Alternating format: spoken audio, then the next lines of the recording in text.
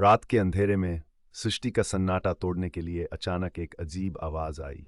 माया अपने छोटे से घर में अकेली थी। कमरे की रोशनी धुंधली थी और उसे ऐसा लग रहा था जैसे कोई उसे देख रहा हो। उसने खिड़की के बाहर झांका लेकिन कुछ नहीं दिखा।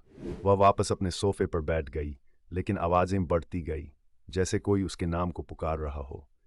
अचानक एक गहरी खर्राटेदार सांस उसके कानों के पास आई। माया ने पलक झपकते ही अपने सिर को घुमाया, लेकिन वहां कोई नहीं था।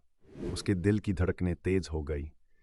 एक अंधेरे कोने में एक छाया खड़ी थी जो धीरे धीरे उसकी ओर बढ़ी।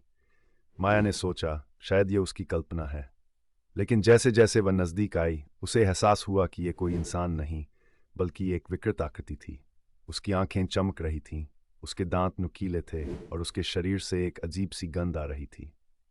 माया ने अपने पैरों को खींचने की कोशिश की, लेकिन वो हिल नहीं पा रही थी। छाया ने उसके पास पहुंचकर एक गहरी आवाज में कहा, मुझे घर में आने दो। माया ने चिल्लाने की कोशिश की, लेकिन उसकी आवाज भी कहीं खो गई। अगली सुबह लोग उसे उसके घर में खोजते पाए, लेकिन वो अदृश्य थी।